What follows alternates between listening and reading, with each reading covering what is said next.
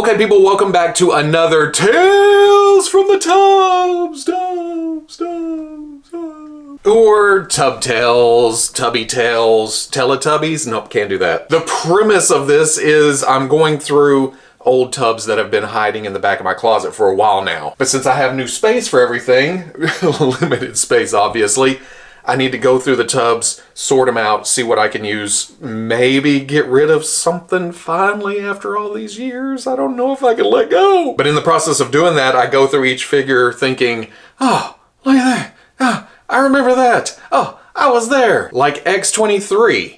And apparently, I have both versions just laying in here. Anyone who was collecting Legends when X23 released knows the controversy surrounding it. She's too new a character. She doesn't deserve the name Marvel Legend. Like the name of toy line should be taken that literally. The other big thing at the time was how many people didn't realize that there are claws in the feet. Seemed like every other week somebody would post on the forums about the foot claws. Like, informing the rest. And the rest would be, yeah, we knew that. But I don't think this figure is going to make her way back out of the tub onto the shelf anytime soon. It's just too skinny, scrawny, gangly. The hip balls stick out, and on this one, I'm sure it's because it's been in the tub for a while, but the leg turns in. Oh, in fact, that one's come loose. The pin came out. Nothing a little heat won't fix before, like I said, going back into the tub. Here's one that is hard to beat though. What's going on here? Oh, your ass is to the front, buddy. This Scorpion is amazing to this day. The only big tell that this is a Toy Biz figure are the hip balls. And I guess you could say the legs are long, depending on your own personal idea of nice proportions. But look at that big chunky tail.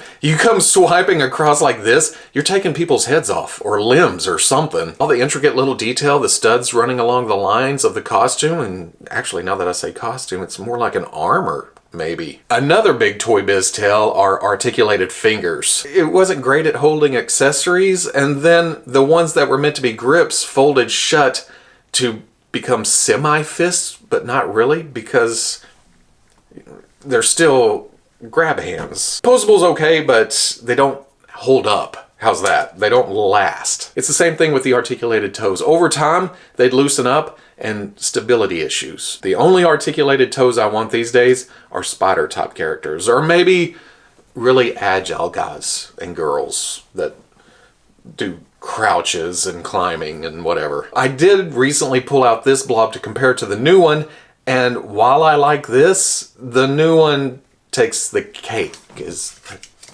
This one does have its merits. It's Blob. He's looked like this at certain points in history, but it's not the most mobile or sturdy.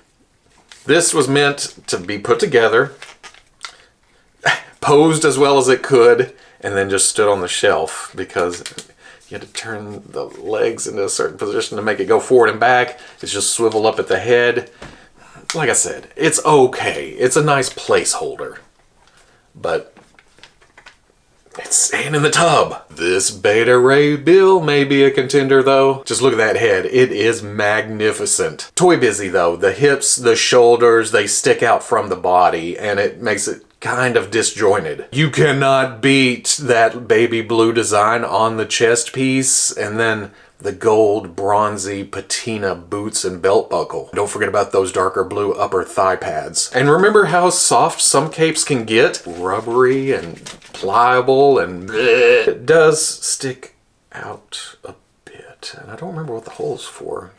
Is the flat stand going through? This may be a situation of taking some of the parts from this and trying to put it on the more recent one. Or would that work? No, you'd have to hollow out the shoulders a bit or something. He's still mighty. He's still noble. Oh, the Toy Biz Beast also has a special place in my heart. I sometimes forget that Toy Biz was playing around with the hippie hinges way back in the day. Articulated jaw. Don't forget about the beastly hunch and proportions. But it's showing its age color-wise. The limbs are kind of a greenish blue compared to the blue of the torso. Solid body. No crunch. No swivel. No nothing. Kind of like the first Wolverine. Wasn't that body used from a previous figure that wasn't Legends? But it was Legends defied in a couple of places? That's not the case with Beast, but it's interesting they went that way. Oh, paint experimentation. This may anger some people, but I use this as practice for some all-clad chrome paint and then some clear yellow and red on top. And if I had finished, it would probably look pretty good, but apparently I thought, meh, you know, put it in the tub, I'll come back to it later. And I have a bad habit of not coming back to things later. I do remember it being a whole lot more shiny when it first went into the tub, but those days are gone. Okay, not a Marvel Legends, more of a Legends adjacent figure, the Toy Biz Legendary Comic Book Heroes Conan. This is a hell of a figure, especially at the time. We hadn't seen a lot of articulated Conans. And honestly, I think this still holds up, except for the ankles. Well, okay, the hair is very plasticky. Like, let's not make it any longer than this because it would just kill all neck movement. But the ankles, they're so thin, I guess, to retain the range of movement. And this isn't my only one. I actually have a packaged one still in the main display room because when those eventually went on clearance at Walmart, I think the single figures were like $2 and the 2-packs were $4, which these days is crazy for 6-inch articulated action figures. But at the time, 20 some odd years ago. Well, no, it wasn't that long, was it? We're getting close to 20 though. I was still picking and choosing instead of just going, I need all of these for custom fodder. I mean, look at the paint job on the belt, the green and gold popping off the skin tone, just, oh. And don't forget about the pelt on the back because, yeah, it's Conan. Was this the House of M Wolverine? I think. I wasn't really into House of M. I thought of this as more Spy Wolverine. Or was there another Wolverine that was like that? I don't know. I got this mostly for the kick-ass head. He's got that stubble and the shape of the mask is nice.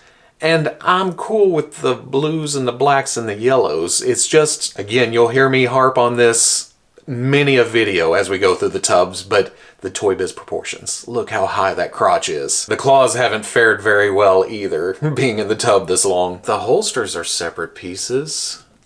Oh wait, it did come with a gun and...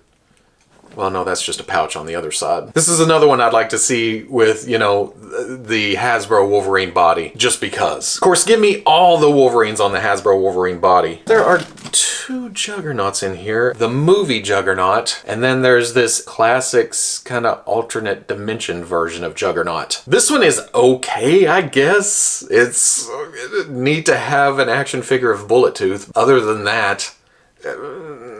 but for some reason I have a soft spot for this Juggernaut. It's very stylized, but that's kind of the charm of it. Almost an animated style Juggernaut. Oh, don't get me wrong, it can't move worth a shit. Well, I mean, it moves, but you really have to fumble around with it, especially with the ankles going like that. That's what makes me think this is Hasbro. I just pinched my finger in the knee. Hasbro, expect a bill. I wonder if we're going to find a helmet or two in the bottom of this. Oh...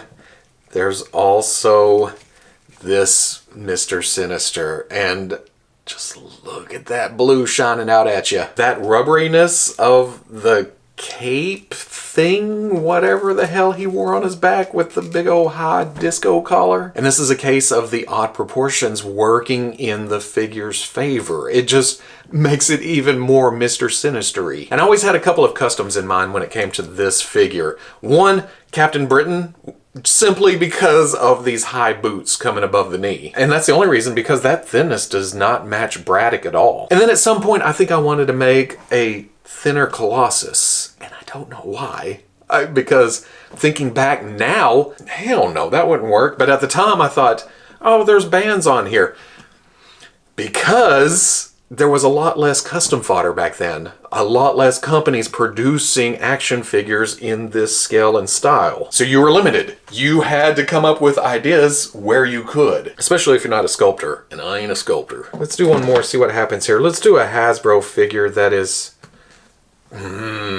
Absolutely terrible. Easy, he's awful bright. I think a lot of us had high hopes for this figure back in the day, and it turned out to not be that perfect classic Namor. It's almost teenage sized compared to the rest of the figures on the shelf. Going to grab a Morbius, which is pretty standard Hasbro size. You put them side by side, and it's just like, Namor, what happened to you, buddy? I keep going to say things and I don't know what to say other than there's a reason this is in the tub and there's a reason this is going to stay in the tub. You go to raise the leg, there's no thigh swivel, and I do believe it is pinned somewhere up. So you go to kick forward and he just goes to the side. It's terrible. It is horrible. But it does have some skin tone shading to the musculature. It's a little heavy. In fact, it's only really visible on the torso. It's light up on the high spots there. And there is some on the limbs, but not as discernible. We can't finish on this one. This is irredeemable. This Super Skrull at least has a lot of nice sculpted detail to it, and that fiery thing arm is absolutely beautiful. The head sculpt is amazing too, and then the proportions, how he's taller than everybody. Okay, I say proportions, here we go. Bully hips. But his costume detail's sculpted on, and he looks Skrully. In fact, I don't know why this is in the tub. This should probably be on my shelf. This should be in my display, alongside the Hasbro one, because you can never have enough Super Skrulls. There was variations of this too, wasn't there? And I never got any of the rest. I think this was hard to get, or some versions of this was harder to get. That is a better place to stop, on a little joy, a little rediscovering of older awesome action figures. That's not the end of this series though. There's more to this tub. There's more Hasbro. There's more Toy Biz. There's customs that have been just thrown in here and look terrible. And y'all seem to enjoy the first one, so we'll keep this going because I enjoy doing it too, looking through here. It allows me to voice my thoughts as I'm pulling out figures instead of just sorting, you know. So come back for part 3 of Tales of This Tub. And then there will be more tubs after that. And more tubs after that. And I've got a few tubs.